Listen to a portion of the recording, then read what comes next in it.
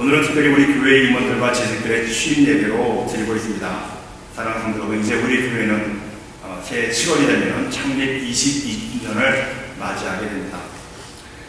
창립 22주년을 맞이하는 저희 교회의 부흥과 성장은 다른 사람들에게 달려있는 것이 아니라 바로 여러분 한 사람 한 사람의 손에 달려 있다고 하는 것입니다.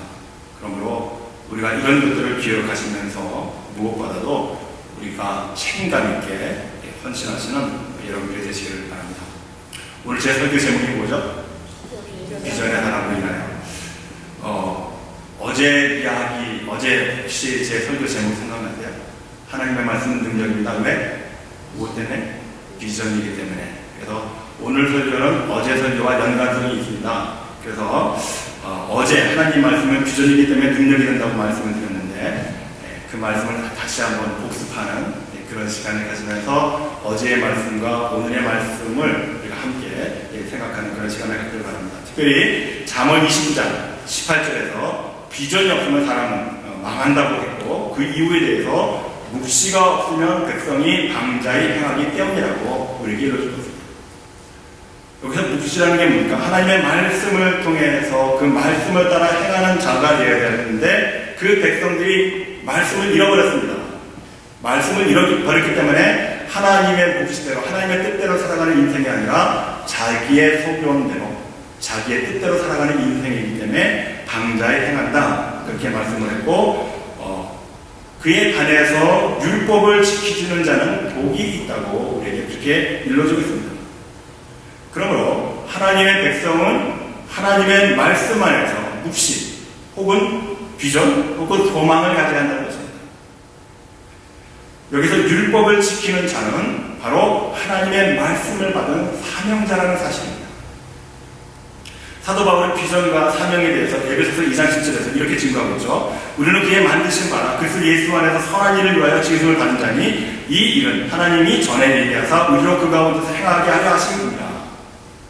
자, 여기에서 사도 바울이 에베소서 교회에게 권면하고 있는 교회가 가져야 할 비전이 뭡니까? 어제 같이 공부하십니다. 여기에서 사도 바울이 에베소 교인들에게 말씀하고 있는 비전이라고 하는 것은 그리스도 예수 안에서 선한 일, 바로 이것이 교회의 비전이 되어야 합니다. 그리고 이 비전을 이루기 위한 사명은 우리로 그 가운데에서 행하게 하려 하심이라 행하게 하기 위해서 저와 여러분들은 사명자로 부르심을 받았답니다. 어떤 일을 행하게 하려 하시기 위해서 하나님께서 예수 그리스도 안에서 행하시고 원하시는 선한 일, 이것이 교회의 비전이 되어야 돼요. 꿈이 되어야 됩니다. 그런데 이 비전, 그리스도 예수 안에서 선한 일이라고 하는 것은 우리가 생각하고 세우는 것이 아니라 사도 바울의 오늘 본문 말씀 속에서 보여주고 있는 이 일이라고 하는 것, 선한 일이라고 하는 것은 이 일은 하나님이 전에 예비하셨다는 겁니다.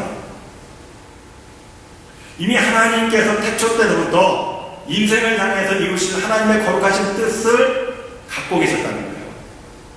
그러니까 저와 여러분들이 내 생각, 내 뜻대로 착한 일이라고 생각하면서 행동하는 것이 선한 일이 아니라 적어도 신앙인들에게 있어서 선한 일이라고 하는 것은 하나님께서 예비하셨던 그 일을 찾는 노력, 우리가 그것을 바라봐야죠.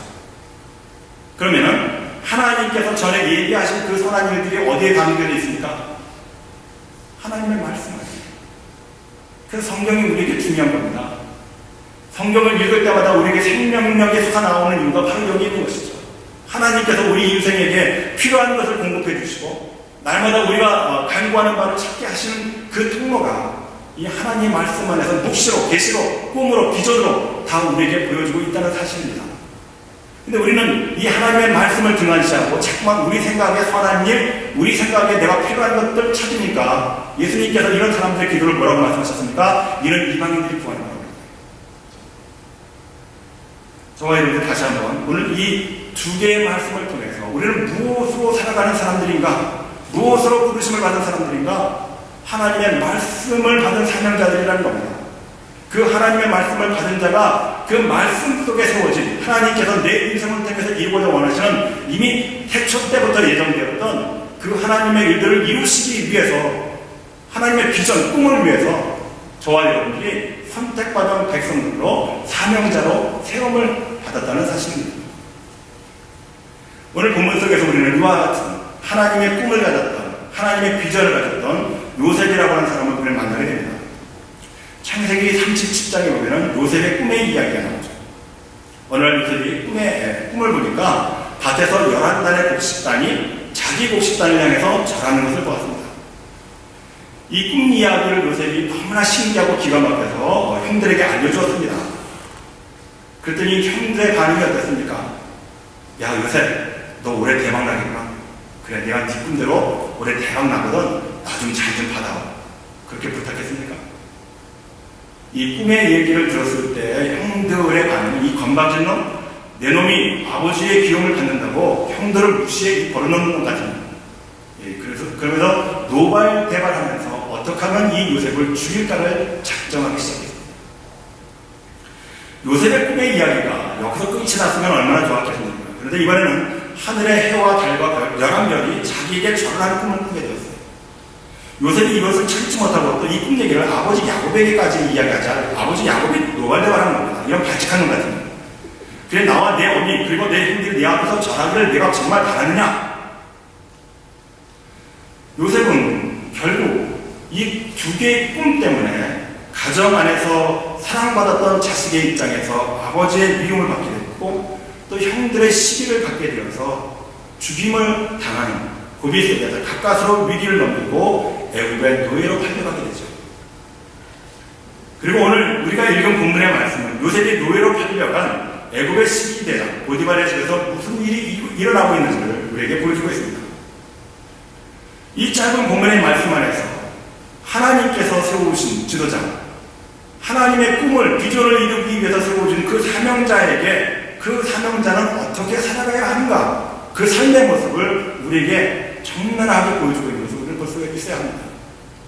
자, 사명자라고 할 때 하나님의 일을 위해서 내가 부르심을 받았고 하나님의 말씀을 묵상하다 보니까 이 뜻을 내가 반드시 이루어 드려야 되겠다라고 하는 그 원대한 꿈을 갖고 있는 이 지도자, 사명자의 삶은 어떤 삶인가? 첫째로 지도자입니다.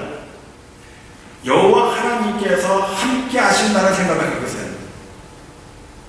오늘 본문 중에 3절의 전반부를 보십시오. 보디발이 여호와께서 요셉과 함께 하심을 보았다, 그렇게 기억하고 있죠.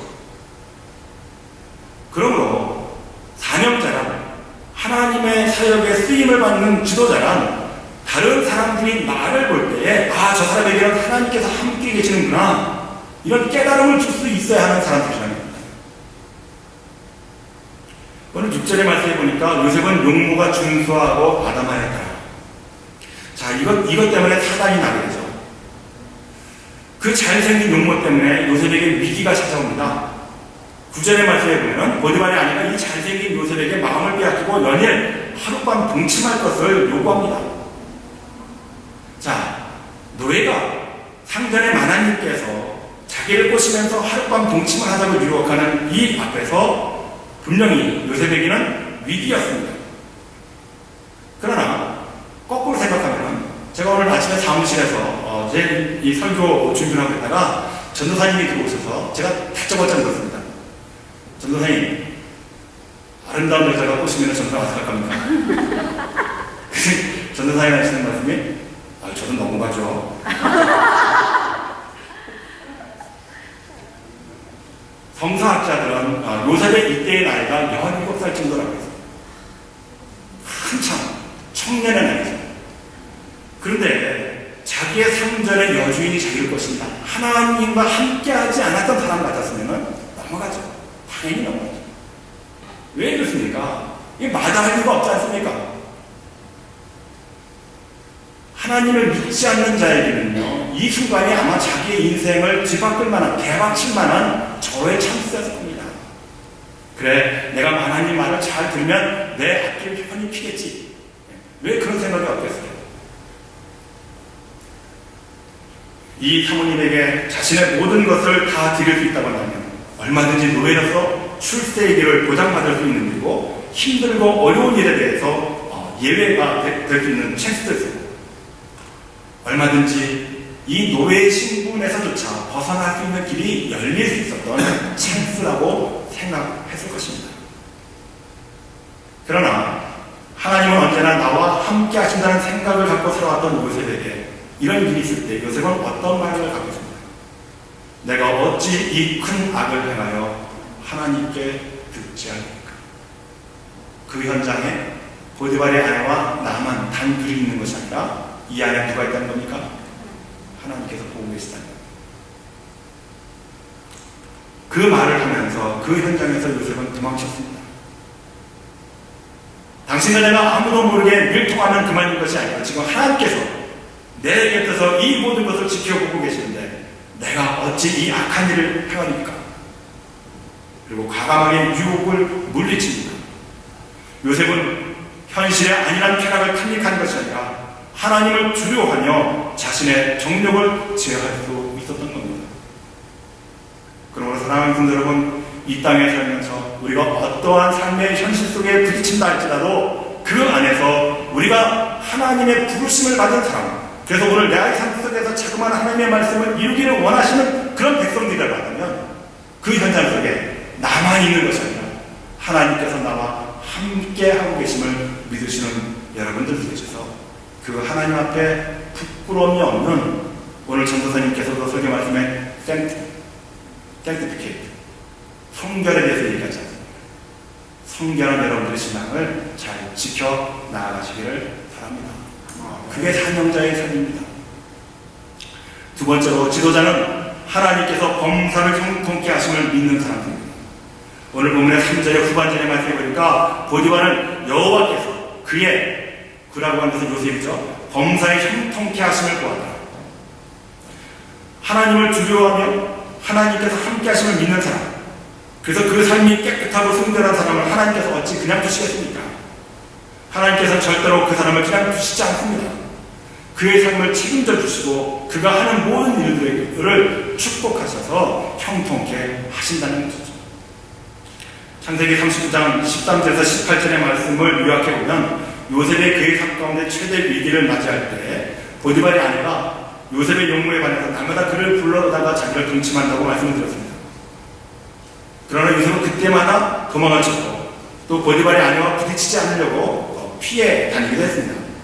그런데 하루는 어느 날 집안에 아무도 없었습니다. 그때 보디발의 아내가 나타나서 또 요셉을 유혹합니다. 요셉은 이 범죄의 자리를 박차고 다시 도망을 칩니다. 그러나 너무 급하게 도망치는 바람에 그만 옷이 손에 붙잡혀서 벗겨져서 보디발의 아내의 손에 들어가 버리고 말았습니다. 보디발의 아내는 그 옷을 그 집 사람들에게 보이면서 요셉이 나를 겁탈하려고 했다고 뒤집어 씌웠습니다. 그리고 보디발이 집에 돌아왔을 때 당신의 히브리 종이 나를 희롱하자 내게 왔지만 내가 소리 질렀더니 그가 황급히 도망치는 바람에 옷을 벌어두고 갔다고 이야기를 합니다. 꼼짝없이 당하게 되죠. 아무도 보지 않았던 딱 두 사람만의 이야기를 지금 보디발의 아내가 주도권을 갖고 설명해 가고 있습니다. 요셉은 이 상황에서 단 한마디도 하지 못하고 있습니다. 왜냐하면 요셉은 그 집 종이기 때문에 노예였습니다.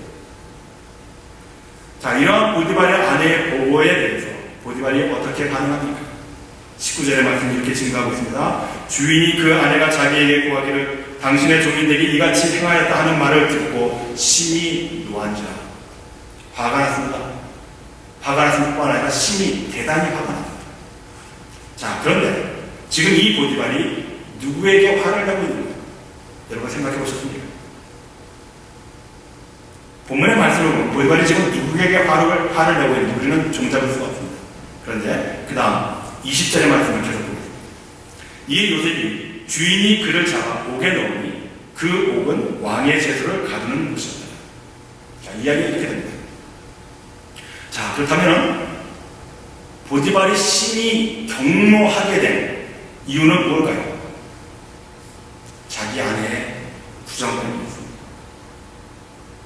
자기 아내의 말을 듣고 요셉을 옥에 가둔 것이 아니라 이 요셉을 보호하기 위해서 자기의 아내의 손에 벗어나기 위해서 왕의 제수들을 넣는 그 옥에 가두었다는 겁니다. 이 시기는 제가 역사적으로 요셉이 있었던 때 그 구글의 그 웹사이트에서 키워드로 검색을 했더니 요셉이 살고 있던 그 시대가 중기 청동기 시대랍니다. 중기 청동기 시대, 애굽의 19왕조 시대에 속하는 것으로 추측한다. 그렇게 나왔습니다. 자, 제가 왜 이 시기를 말하냐면 이 시기는 사회적으로 사회 전반적으로 방탕한 생활과 부도덕한 문제들이 많이 나타나는데 왜 그런가? 노예들 때문이었습니다. 노예들이 그 집 만화님들과 이 부정적인 부도덕한 관계 때문에 사회가 골머리를 앓고 있었습니다. 그래서 만약에 종들이 이 시대의 법이 그래요. 종들이 그들의 상담과 성적인 관계를 맺다가 들통이 나면 그 종은 가차없이 현장에서 직형에 처하게 됐습니다. 그런데 보디발의 아내의 말에 의하면 요셉은 지금 현행범이에요. 현장에서 붙잡혔습니다. 보디발의 아내의 손에 있는 요셉의 옷이 들여져 있었기 때문에 요셉은 어쩔 수 없는 누명을 뒤집어 쓸 판이었습니다. 만약에 보디발의 아내의 말대로고 였다면 그 당시 사회법에 의해서 요셉은 끌려가서 죽임을 당했습니다. 그러나 보디발은 화를 내면서 요셉을 왕의 죄수를 가두는 옥에 넣었습니다. 왕의 죄수를 가두는 옥은 정치범들과 같은 중대한 죄를 짓는 자나 신분이 높은 죄수들만이 갇히는 것입니다. 이곳의 죄수들은 그 당시에 거의 미결수라는 거예요. 아직 형이 확정되지 않았던 사람들이 있는 것입니다. 고대 사회에서는 죄가 드러나면, 특별히 노예에게 있어서 죄가 드러나면 그 자리에서 직형에 처하거나 상해배상을 물리는 것이 관례였다고 합니다. 그런데 아직 죄가 불분명하거나 증거가 없는 죄수들은 임시로 잡아갑니다. 따라서 보디발은 지금 요셉을 미결수처럼 대우하고 있는 겁니다. 다시 말씀드리면 보디발은 평소에 방탕한 생활을 일삼았던 자기 아내의 말을 그대로 믿지 않았다는 겁니다. 무엇 때문에? 보디발이 뭘 보았다고 성경 오늘 우리가 읽은 말씀 속에서 증언하고 있습니까? 요셉에게 누가 함께하고 있어요? 하나님이 함께하심을 보았다. 하나님과 함께하고 있는 이 요셉이 절대로 그런 부정을 저지르지 않았을 것이라는 확신이 하나님을 믿는 단 한 사람을 통해서 하나님을 믿지 않았던, 오히려 자기의 살과 피로 섞었던 아내를 믿지 아니하고 하나님을 믿는 백성의 행동을 선택한 보디발이 되십시오. 요셉이 어떤 삶을 살았던 겁니까? 노예였으면서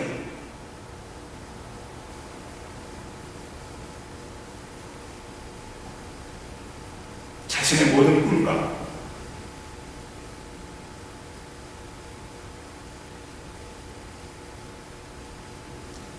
자기의 모든 것을 잃어버렸던 상황 가운데서도 요셉은 철저하게 하나님의 말씀 안에서 하나님께서 자기와 늘 언제나 함께하고 계심을 믿고 살았던 그런 사람이었습니다. 그런 사람이었기에 요셉을 통해서 하나님께서는 형통케 하시는 역사를 보여주셨다는 것이죠.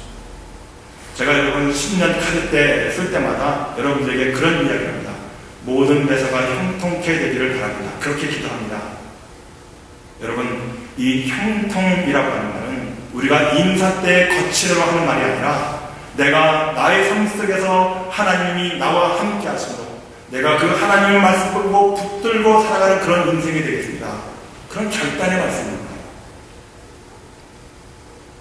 그런 하나님의 말씀을 믿고 자신의 삶 속에서 자신의 순결과 정결을 지켜가면서 성실하게 살아가는 그 사람에게 하나님께서 형통하심의 역사가 왜 안 나타나겠습니까?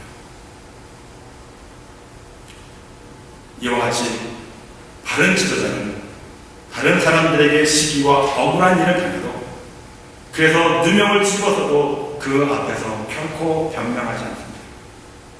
오늘 본문에서 요셉은 단 한마디 말도 하지 않았습니다.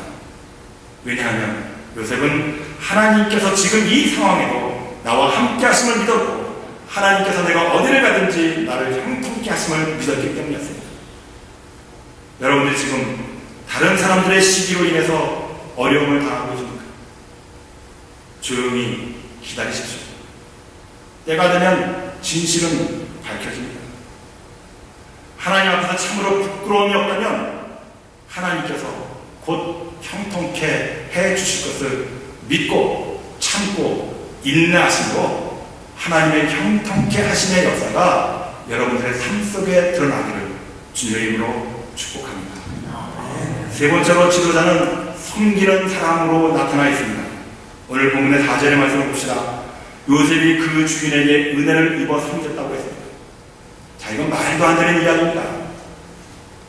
왜 그렇습니까? 요셉이 보디발에게 무슨 은혜를 입었습니까? 노예 시장에 있는 자기를 돈 주고 계산해서 사서 자기를 데려온 것 뿐입니다. 보디발은 그것밖에 안 했어요. 근데 요셉은 이런 보디발에게 주인에게 은혜를 입었다고 고백하고 있습니다. 이 수많은 노예들 가운데에서 나를 지명하여서 나를 돈을 주고 나를 삼았다. 요셉은 이 사실을 은혜로 삼았다는 겁니다. 저 같았으면요, 노예를 전락했을 때, 아니 하나님 나한테는 새해에 대박치는 꿈을 꾸게 하시더니 이 노예로 살아간다는 게 무슨 이게 도대체 나한테 어떻게 살려고 이 따위 환경을 나한테 주고 무슨, 저 같은 그랬을 거예요. 이 당시에 노예라고 하는 것은 평생 노예입니다. 노예에서 헤어날 길이 없는 거예요. 근데 요셉이 꿈꾸는 하늘의 별과 달이 11개의 별이 자기를 향하여 절하는 꿈을 꿨습니다. 볕단 11단이 자기 달을 향해서 절하는 꿈을 꿨어요. 근데 현실은 노예예요. 근데 이게 무슨 은혜가 됩니까? 주인에게 은혜를 입었어요. 우리는 그렇게 생각할 수 있습니다. 그런데 이 모든 상황 속에서 오늘 말씀의 중심이 되고 있는 것은 지도자에게는, 하나님의 말씀을 받고 하나님의 꿈을 안고 살아가는 사람들에게는 하나님이 늘 언제나 함께 계신다는 겁니다. 이것이 우리의 주제가 되고 있습니다. 내가 어디를 가든지 하나님께서 나와 함께 하실 것입니다. 그러므로 나의 그의 삶의 현장은 하나님께서 내게 주신 은혜의 결과입니다. 내가 어디에 있든지 무슨 일을 하든지 그 삶의 현장은 하나님께서 나를 오늘도 형통케 하심의 역사가 나타나기 위해서 나를 여기에 세워주셨다는 겁니다. 그러므로 사랑하는 성도 여러분, 지금의 고난의 자리에 있다고 너무 힘들어하지 마십시오. 그 고난의 자리가 곧 여러분들의 삶 속에서 하나님의 형통케 되는 증거가 나타날 가장 소중한 때라는 사실을 믿으시는 여러분들 되시길 바랍니다.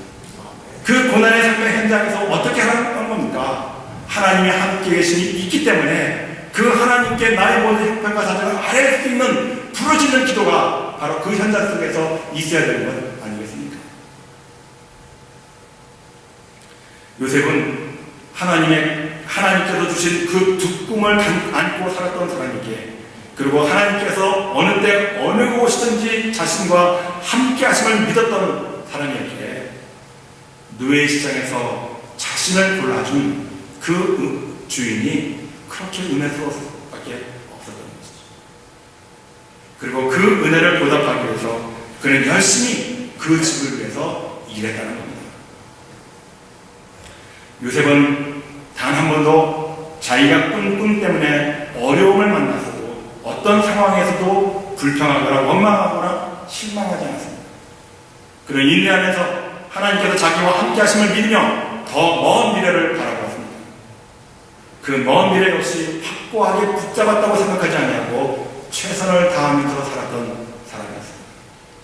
모든 삶의 순간이 하나님께서 내게 베풀어 주시는 은혜라 생각하면서 그 은혜 안에 살았던 요셉의 삶이었기에, 요셉은 그 어떠한 열악한 환경 가운데서도 그의 삶은 모든 사람들을 섬김으로 자신의 삶의 모습을 드러낼 수 있었던 것입니다. 그러므로 사랑하는 성도 여러분, 오늘 우리 교회를 위해서 세우심을 받은 임원 재신 여러분들이 우리 한사람 교회의 섬기심으로 여러분들이 아름다운 삶의 결과들이 드러나시길 바랍니다. 미래를 바라보시면서 하나님께서 나에게 주신 꿈을 말씀 안에서 찾고 원수까지라도 사랑하면서 섬길 수 있는 여러분들이 되시기를 바랍니다. 마지막으로 지도자는, 사명자는 다른 사람들에게 복을 입히는 사람입니다. 지도자 중에는 지도자 때문에 하나님께서 내리시는 복을 받는 사람들이 있다는 겁니다. 오늘 본문의 5절의 말씀을 보시겠습니다. 여호와께서 요셉을 위하여 그 애굽 사람의 집에 복을 내리심으로 여호와의 복이 그 집과 밭에 있는 모든 소 위에 미칩니다. 그렇게 분명하게 우리에게 증거해주고 있습니다. 누구 때문에? 요셉 때문에. 요셉을 위하여 그 애굽의 집에, 애굽 사람의 집에 복을 내렸다는 겁니다. 왜 그렇습니까?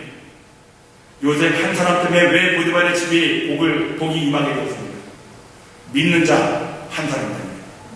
다른 거 없습니다. 하나님을 믿는 백성. 그래서 하나님께서 그런 데 나와 동행하는 삶을 믿었던 그 요셉을 통해서 보디발이 뭘 느꼈습니까? 하나님의 살아계심을 요셉의 삶을 통해서 바라보게 됩니다. 그래서 하나님을 알지 못했던 이 보디발이 결국 어느 순간인가 하나님을 알게 됐다는 겁니다. 그 증거가 어디 있습니까? 요셉의 형통함을 누가 보았어요? 보디발이 보았다는 겁니다. 하나님이 함께 하십니다. 그의 마음 가운데 하나님을 받아들이기 시작하는 마음의 문이 열리기 시작했다는 겁니다. 이러한 사실 속에서 성경은 이 보디발의 집안을 그냥 두지 아니하고 믿음을 불같이 옮겼던 요셉의 삶의 모습을 통해서 그 주변의 가정들이, 집안들이 복이 임하게 되는 놀라운 역사가 나타나게 되는 삶의 현장을 우리는 말씀 속에서 만나게 되는 것이죠. 사랑하는 성도 여러분, 여러분들의 믿음과 신앙이 왜 중요합니까? 여러분 한 사람 때문에, 여러분 한 사람을 인하여 주변에 힘들고 괴로운 인생을 사는 사람들을 하나님께서는 포진해 놓으셨다는 겁니다. 나 한 사람이 그 삶의 현장 속에서 그 사람들을 마음에 품고 하나님께 간절한 마음으로 하나님이 나와 함께 하심을 믿는 그 믿음 안에서 그 사람들에게 복을 나눌 수 있는 사람이 되게 하시기 위해서 하나님께서는 여러분들을 세우셨다고 하는 사실을 우리는 믿을 수 있어야 되죠. 목사님 그런 말씀하지 마세요. 나도 요즘 살아가기 얼마나 힘든데 뭐 주변에 다른 사람 그 어려운 사람들을 여러분 그러니까 우리가 삶이 자꾸 힘들어지는 거예요.